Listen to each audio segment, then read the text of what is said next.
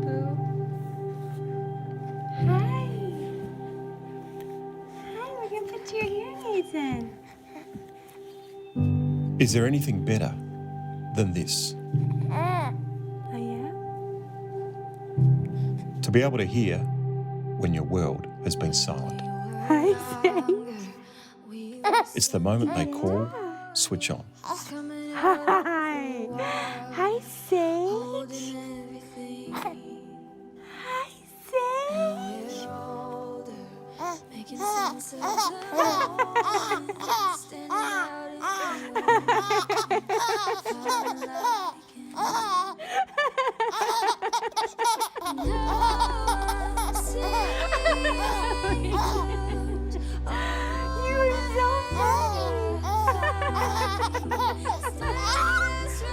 Oh my goodness. You are precious. It's great. Yeah, amazing. You have these really magical moments, switch on. Yes. It must make you very proud of the whole team when you have one of those moments. Immensely proud. And it's I've been with Cochlear 20 years, and the emotional impact of seeing someone switched on, whether it's a child or whether it's someone in their 80s, doesn't change. Hi, Cooper. Hi, Cooper. Cochlear, an Australian invention, changing lives in China. It is restoring a sense, which is enabling people to regain what they once had. If they're an older person or if it's a child, to be then open to the world of sound and communication and normal schooling and all of the things that go along with that. So it's a very powerful moment, but very powerful because it's so symbolic of what the future means for whoever that person is. Okay, I just want to see how loud you can hear right now, okay? And in a series about the future, post-COVID, there is nothing more hopeful than this.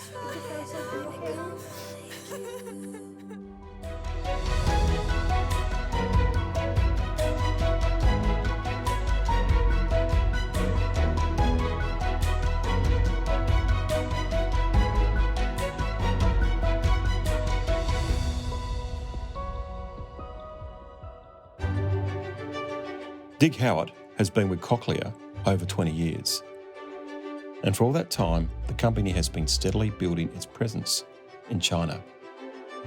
The first surgical implants were in the mid-1990s. There was an adult in 1995 in China and the first child in 1996. That person then depends on that implant for the rest of their life. So that forces a long-term view and long-term thinking on the company. The vast majority of people with hearing loss are older people. So in China at the moment, I said we do about 90% of the implants are children, 10% adults. In Australia, it's 25% children and 75% adults. So as China ages, as wealth grows, as the healthcare system develops, all of those things are happening.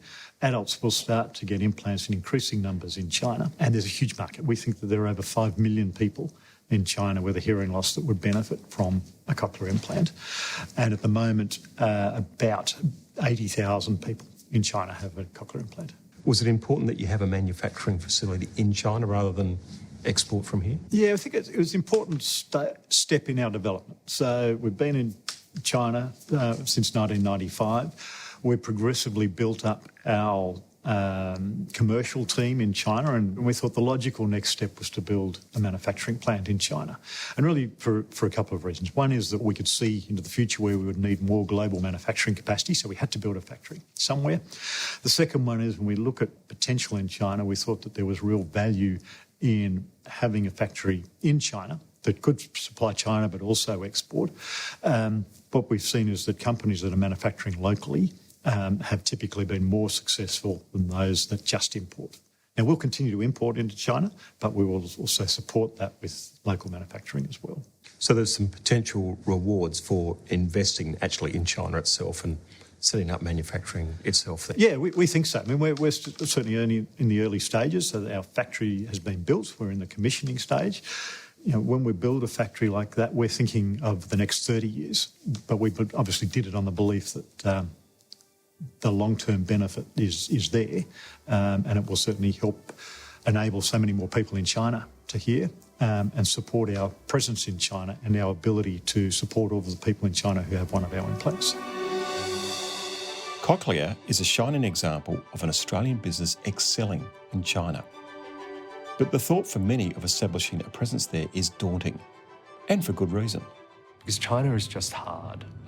To set up an operation, hire staff and run a business in China in the domestic market, it's a significant challenge. There will be an entrepreneur there who has significantly more capital or access to capital than you do, who has a significantly deeper understanding of the local market, significantly stronger local relationships and government relationships and access to distribution. And in all likelihood, they will outcompete you. It sounds overwhelming, but Jason Yat-Sen Lee is exactly the person who can help with the insights needed to navigate through the challenges. A first-generation Australian, born to Chinese parents, he speaks fluent English, Mandarin, Cantonese and German, runs a corporate advisory company, chairs an investment firm, serves on the board of Sydney University and is a member of the World Economic Forum's Global Agenda Council for China. So Jason, welcome to the show. Very good to be here. Thanks for having me. Now, tell us a bit about your life story. So you grew up, born in Australia, Chinese heritage. What was it like growing up at Australia at that time? Typical immigrant story in many ways. I was born in Sydney. When growing up, I always sort of wondered, well, am I really Aussie? You know, what do I make of my Chinese heritage? How do I reconcile these things? We did things that are different, and I just wanted to fit in. So often for lunch at school, Mum would give me soy sauce, chicken wings and rice, whereas all I wanted was a Vegemite sandwich because I just wanted to be like the other kids. I refused to speak Chinese when I was in primary school and through most of high school. It was only when I got to university that I began to take an interest again. And luckily, my parents had the foresight. They kind of knew that this would happen. So before I went to kindy, my parents deliberately spoke no English to me. So even though I was born in Australia, when I went to kindy, my English was just okay. Because I had that foundation in Chinese, even though I refused to speak it between the ages of probably 6 to about, 14, 15, it stayed. I had the foundation and never went away. It was a pretty good investment by your parents then, wasn't it? Yeah, a lot of foresight. It's funny how parents know these things.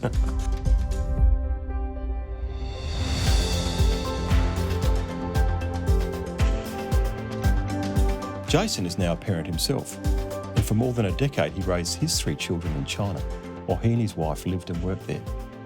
That experience was invaluable, but the lessons he learned began much earlier, with the arrival of his Hong Kong-born mum and dad in Sydney in 1959. They had little money, but big hopes, and were following in the well-worn footsteps of generations of Chinese migrants to Australia. It's fascinating. Currently, with all the geopolitical tension that's around, it's easy to forget that Australia's relationship with China goes back centuries. The first Chinese migrant to Australia was this guy called Mak Sai-ying, who came in 1818. If you think 1818 was when the first Chinese migrant arrived on a convict ship, then 100 years would pass, a century would pass before the Great War.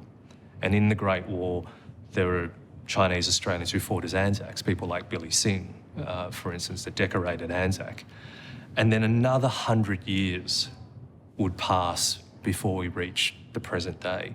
There's a number of generations there, but that is, I guess, the arc of the history of Australia's relationship with China and everything that's happened since. So when we think about these geopolitical tensions that we're having with the PRC, with the People's Republic of China, that's just a very small part of the overall history of Australia's relationship with China, and it's a deep and long history.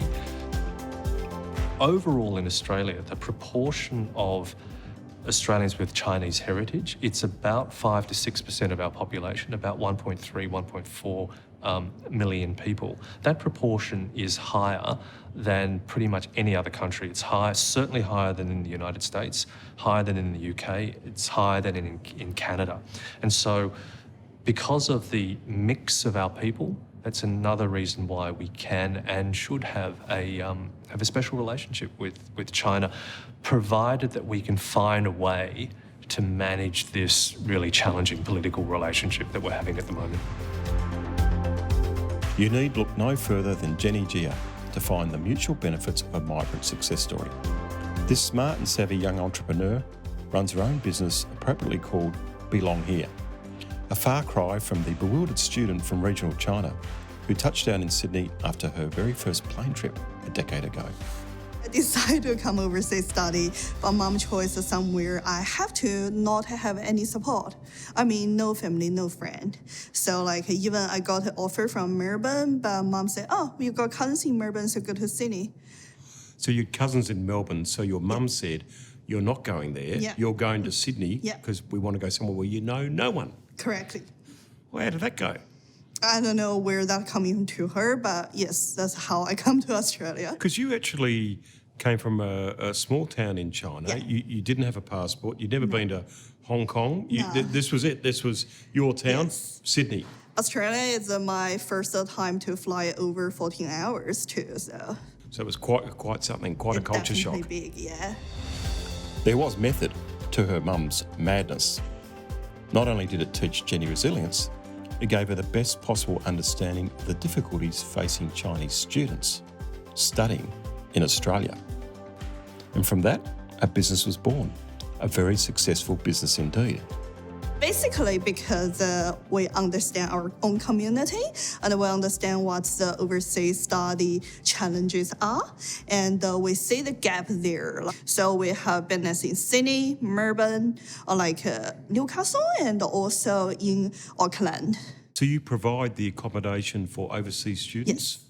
And you provide what sort of services in addition to the property? We type of a nanny service rather than real estate agency, let's put it that way. So we do airport pickup and we hand them hand to hand to move in all what they need in the property, what the furniture or what the mattress they want on their own bed. And so after that, we even help them understand, we not really directly do that, but we help them understand how to look at the bank website, how to open bank card, how to apply for the ABN number or tax number in Australia. It's not hard. It's common sense for local people, but it's very big gap if you don't know. So it's not just bricks and mortar, it's not just apartments, it's actually all the logistics, all the things you have to do to set up your life. Correct. In Australia. Yeah. So you were going very well, you had 500 properties, everything going great guns. 18 months, yeah. And then COVID. Yes, COVID. No one saw it coming. So there have been Chinese warning. What do you think about that in terms of your business? Well, I think as long as Australia still can keep it be friendly, opening way, I think students still will come. And the aspiration of the Chinese to have their children educated in Australia is more powerful. I think so, but still, we wish both of the government to be friendly again. Australia and China should and can still have a special relationship, and it's grounded in a few things, I think. One is obviously geography and proximity. We're close geographically and in time zones such that you can fly between Australia and China and not have to deal with jet lag. It doesn't knock off a week, from your life. So it's in terms of commuting distance, it's manageable. So we've gone through this great journey to turn the tyranny of distance into the power of proximity, if you like, with Asia. But we now have this issue with China. Mark van Dijk has his eyes on a very big prize: to solve the Chinese puzzle for Australian businesses looking to capitalise in a post-COVID world. Chair of the Asia Task Force for the Business Council of Australia, he also manages Asia for Compass Group, the world's largest contract food service company. And what he says about Australia's track record in China is certainly food for thought. Do you think this was avoidable? Because, 5 years ago, 10 years ago, this wasn't the case. And all this talk about, well, we'll just diversify to India or Indonesia, it's not really realistic, is it? Look, I'm not a great fan of the argument that goes, let's just reduce trade to China. I mean, China is critically important for us. It's about 30% of our trade, it's 40% of resources. But beyond that, China is also single largest number of tourists. It's a large provider of students. It's a very big provider of foreign investment. So China's an important part of our trade base. Let's put it in perspective as well, though, which is that, we've traded with China for 100 years, and we've kind of gone through these bumps before and found a way around. And yes, COVID has been an exceptional set of circumstances, and I really feel, for those that have been trying to face into China on policy, because it's been a very difficult environment. But right now, I think we have an opportunity to reset. I think in one of the things for us to think very hard about is, as soon as we can travel, is getting people back into China, getting business back into China. Something we sometimes forget is trade and business can build really strong interdependency and effectively can be another channel for how you build a relationship with China. Our economies are just so complementary. China has so much of what we need, a massive consumer market, deep pools of capital, deep investment in science and research, and a real hunger for what we have to offer. Natural resources, brilliant education system, natural environment, clean and green produce. So our economies are almost uniquely complementary.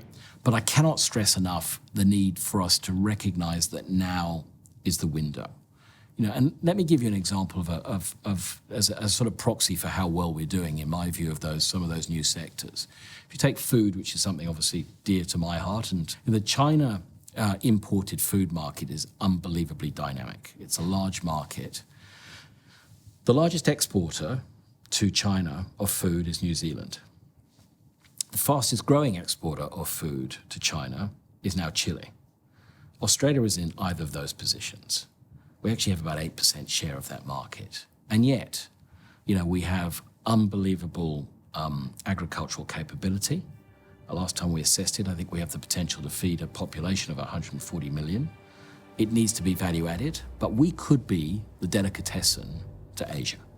And that's a massive opportunity. But right now, we're not really fully stepping up to that. And the question is why? Australian beef still very much loved. Research has shown Chinese consumers love Aussie beef. Very premium. They love the texture and the taste, but they do say it's replaceable. There are substitutes unless we get our act together. Dairy, again, it's something that has a great reputation. Got to think beyond the big cities in China. It's not just Beijing, Shanghai, Guangzhou, Shenzhen, but you think about all the hundreds of cities with over 1 million people in the second tier, the third tier, the fourth tier, the fifth tier set of cities in regional China. Those consumers are what the Chinese government really want to lift up, because if you increase the spending power of those consumers, that's what's really going to drive the domestic consumption that's going to take the place, rebalance the Chinese economy away from exports. Now I'm sounding like an economist. Oh, you'll get over it, don't we? Yeah, don't actually know what I'm talking about. But they're the people who are going to buy Australian milk, liquid milk, infant formula, etc. So huge opportunity, I think, in fresh, healthy, natural, safe food. We don't have to be unnecessarily provocative of China.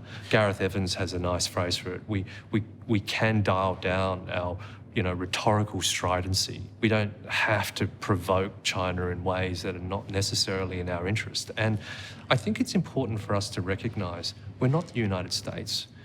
We're not a superpower with a razor-sharp view to our own national interests and what's good for Australia. Well, it's interesting. I mean, people who feel good about using strong rhetoric at a press conference don't think about the economic consequences of the 10,000 Australian small businesses that have business interests in China, let alone the living standards of the average Australian? Our trade with China is about 8.5% of our GDP. 1 in 13 Australian jobs has something to do with our trade with China. So this is the real economy, and it's not something to flippantly say, let's just decouple from China or trash our relationship. That is a very serious thing to propose, and I personally don't think it's in our national interest.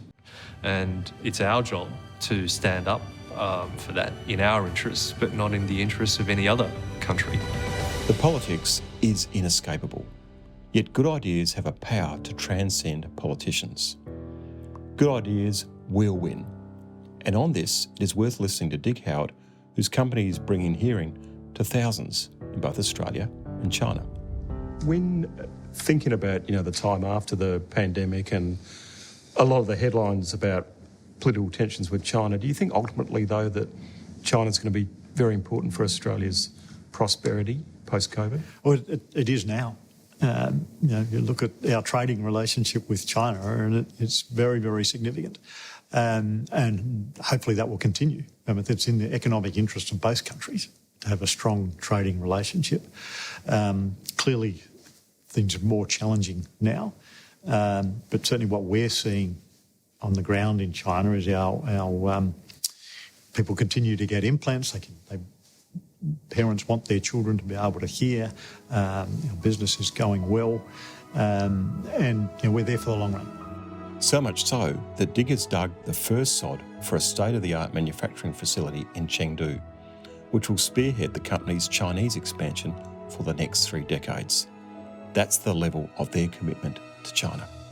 Now, you picked Chengdu, one of my favourite places in Sichuan province. Why did you pick Chengdu to base your factory? So one is Chengdu, as you know, is a very big city. Large numbers of good employees there, so several universities, very, very good medical hospital. And it's also part of what the Chinese government is trying to do is to move the development from the coastal China to Western China. And it's also an area that's underserved in terms of cochlear implants. And of course, the Great Mall of China, the big shopping centre in Chengdu, is designed by Australian architects. So it's got a good Australian presence, hasn't it? It does have a good Australian presence. I've been to that shopping centre. It is huge. It's unbelievable. It's got its own ice skating rink, so yes. It's quite something. Cochlear has the hunger to grow. That drive, that commitment, that passion is a prerequisite for business success in China. Without it, don't even try. People are just hungry. And so in that sort of a hyper-competitive environment, as an Aussie business going into China, that's what you're up against. And so you have to have a certain mindset and tick certain boxes in order to be successful in China. What would be your sort of 3 key tips that every Australian business should apply to their Asia strategy? Sure, great question. Look, I'm a great believer in having feet on the ground. You've got to have feet on the ground.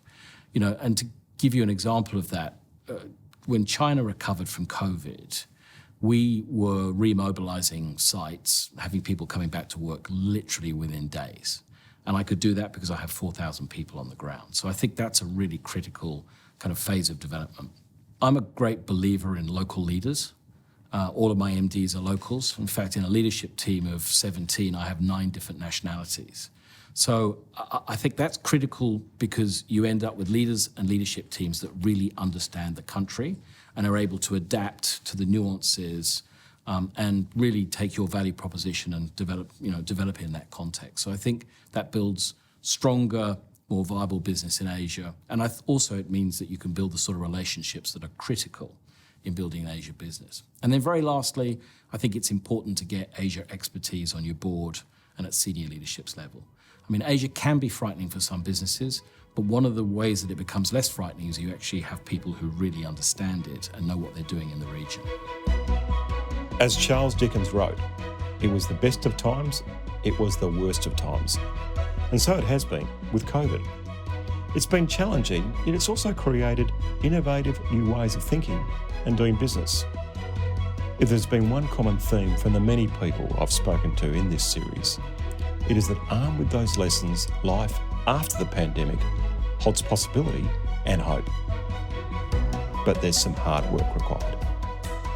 China is a reality, right? It's not some mirage like some other markets that are being often touted in Australia. China is a reality. It is adding more new purchasing power than any other economy in the world. Chinese consumers love Australian goods and services, so you've got that complementarity there as well. So there's all these fundamental reasons to be optimistic. The politics is the challenge, Tim. If you ran your own business and you had one customer account for 38% of your business, you'd think they were pretty important. And the prospect of losing that customer or losing the faith of that customer could be devastating to your business. That is China to Australia. We need an activist, forward-looking diplomatic agenda that's quite clear. It should be premised on engagement with China.